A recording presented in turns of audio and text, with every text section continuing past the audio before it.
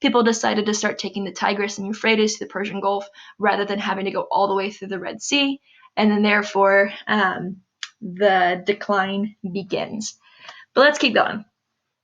There was a huge colonization problem in the 1800s. It was called the Rush for Africa, in which all European countries wanted a piece of Africa, and they tried their best. And as you can see, this is kind of how it kind of got divided up by 1914. So the blue is all France, which, by the way, the people who live in these modern day countries speak French because of France, right? Let's see, this is Morocco. So Morocco, yep, they speak Spanish. These guys do not speak Italian. Some of them do, but not all of them. And then, of course, these are English-speaking countries as well, which makes sense, right? So all of the European countries were not very nice to the natives who were living in Africa. They pretty much enslaved all of them. Now that's not to say that not like there are other Africans who enslaved other Africans, right? That's kind of what happened. But the Europeans were especially brutal to the Africans, most notably Belgium. So Belgium is this really, really tiny country in Europe, and there was a man named King Leopold, and King Leopold sent down a bunch of different mercenaries and guys down to the Congo. This is the Congo right here.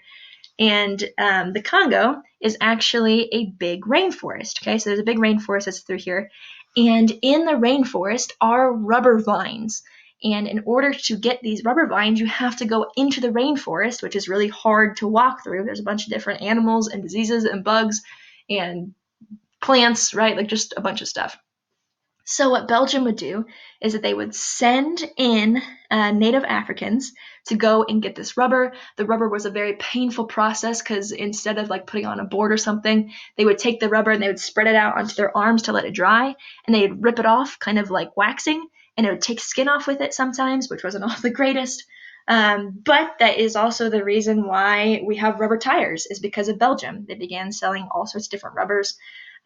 So Belgium was not very kind to Congo. The Congo is now independent from Belgium, and it's no longer having to go through those painful things. But yet, it is a history of the Congo.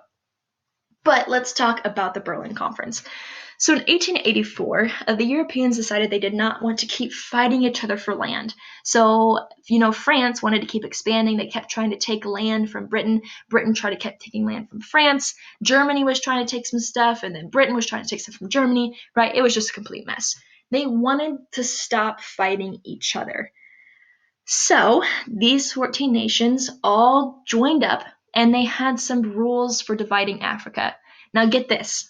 Not a single African ruler was at that conference. So imagine that the United States was going to be split up by Europe, and President Trump wasn't allowed to attend. Yeah, that's cold. Not good. So by 1914, only Liberia, which is right here, and Ethiopia were the two countries that remained free from any sort of European colonization. The reason that Ethiopia was able to stay free for so long is because they had actual weapons. They bought weapons from France and from Russia, and they were able to fight off the European powers. All the other places, especially like places down here off the coast, and also like down here in South Africa, there were some instances in which they had fruit. Okay, the Africans had fruit in their hands, like mangoes and apples, right? And the European powers come down with their guns and knives and weapons, and the African countries, some of the lower end ones, would throw their fruit at the Europeans, and the Europeans would shoot them with guns. It's not exactly the fairest fight, but these two countries here, they were able to fight out the European powers because they were equal in fighting, so that's why. So the nations just had to show that they could control the area to have ownership, and they did not have any regard to where ethnic or linguistic groups lived. So you know how they divided everything up, so you can kind of see this country, how everything's divided up. Well, look at all of these different tribes, ethnicities, languages, everything that's in through here. none of it was considered. So we have all sorts of people who are grouped up into one country who don't like each other. We've got some people who are split up, right? So their tribe is in one area, but they get completely split up. It's not very fair, okay? So there are a lot of tribes who are unfairly split up. It caused major problems, such as civil wars and most notably genocides. We'll talk about the Rwandan genocide. But, by the 1970s, most countries became independent. And even though they kind of remained consistent with this map here, they also took in consideration the tribes that were living within the country. Again, Ethiopia remains free because they bought modern weapons and they were able to fend for themselves. Okay, East Africa relies heavily on farming, but not the kind of farming that we're used to. They, instead of growing things useful like wheat, corn, beans, stuff like that, they instead grow cash crops, coffee, tea, and sugar. These three items are not used by the country, they are sold. So all of the farmers who are growing coffee, tea, and sugar, they sell it off to like Britain, to the United States, to different places in Europe, different places in Asia, and they get cash rather than actually having food for the people of their country. So by having all of this land taken up by cash crops, it reduces the amount of land available for farmland, and therefore there is a large population of people who do not have enough to eat because not enough is grown for them in their country. Okay. Another thing in East Africa is tourism. So there are a lot of different breeds of wildlife that live in East Africa. So a lot of game reserves bring in millions of dollars from tourism. So people who want to go hunt a certain wild animal, right, they can do so here. But also just for like safari trips, of course, you can go and see African wildlife. Today, farmers want these reserved lands to make a living. They don't want tourists to come in anymore. They actually want this land to farm, but that's probably not going to happen anytime soon. The cultures of East Africa, they're the Maasai. These are farmers and herders of East Africa, and they live on the grasslands of the Great Rift Valleys. These are kind of what they look like here.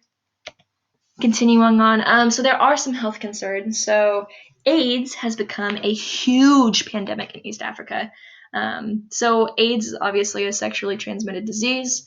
There has been a couple of reports in East Africa saying that if you have AIDS and you sleep with a virgin, then you will be cured of AIDS.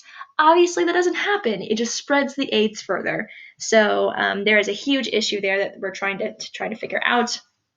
And the UN has been doing all sorts of different things trying to get it to stop. As you can see here, HIV is the disease that leads to AIDS. This is a 2001 map, and as you can see, the heaviest population of those who have AIDS or just HIV, as it says here, are those in Southern Africa, as you can see here. Okay, moving on.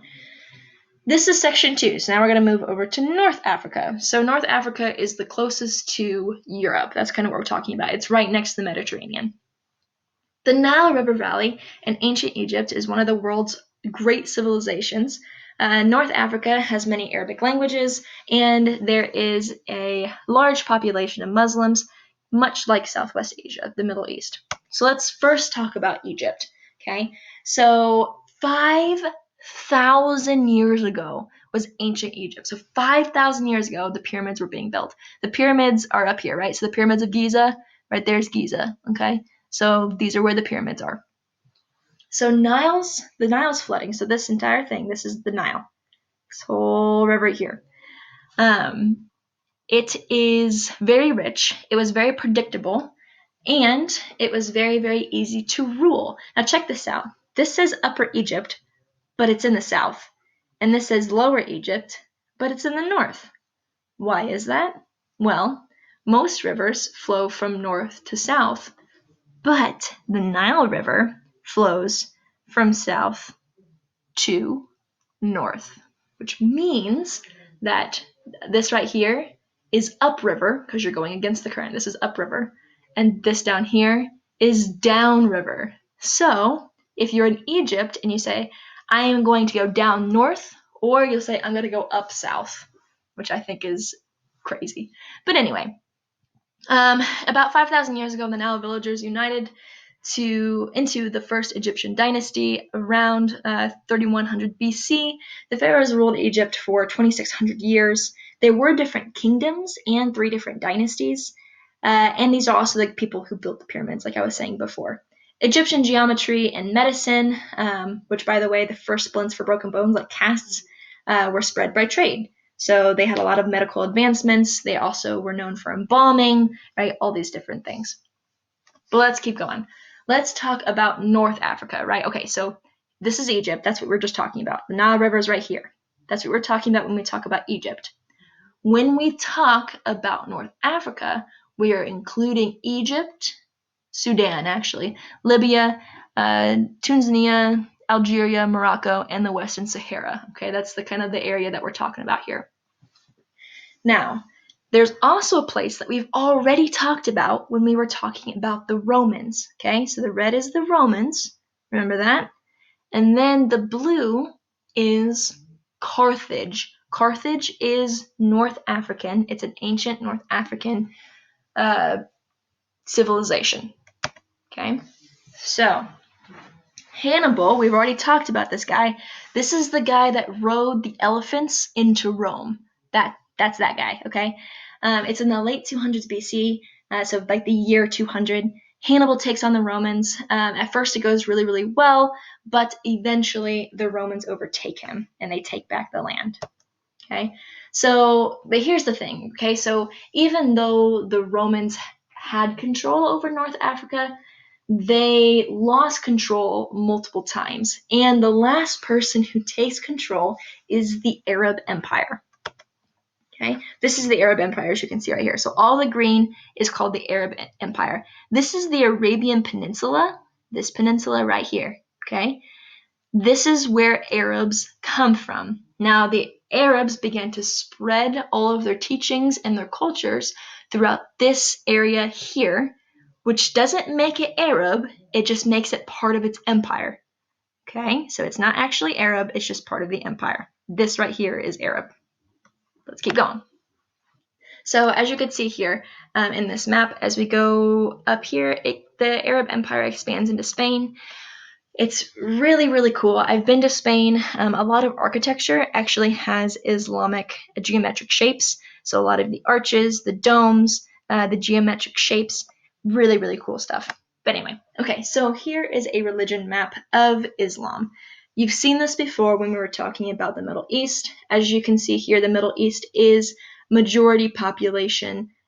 Islam is Muslim, okay, because 90 to 100% right there. But also, as you can see, just as many Muslims live in North Africa, as you can see here. It is because of the Arabian Empire. Okay, makes sense? Moving forward. North African natives are a little bit more light-skinned is because they are so close to the Mediterranean Sea, close to Europe, right? The further you get away from the equator, the lighter skin that you're probably going to be.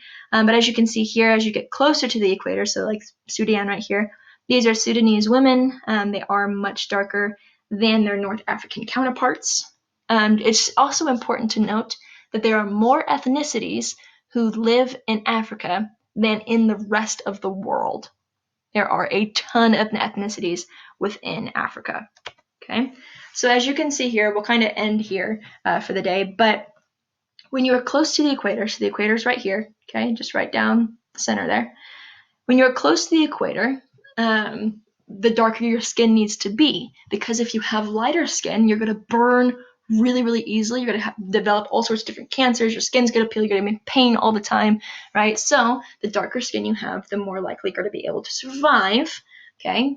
Also important to note that the first person, the first human being, was most likely very, very, very dark, okay? And as their children, all the descendants started to spread out, right? They started traveling. They were able to develop lighter skin because they didn't need to have the dark skin. Therefore, they became lighter skinned. Okay, so the further you get away from the equator, the less sunlight you receive. So you really don't have to have dark skin in order to survive. Okay. All right, so we're going to end there. Tomorrow we will talk about West and South Africa.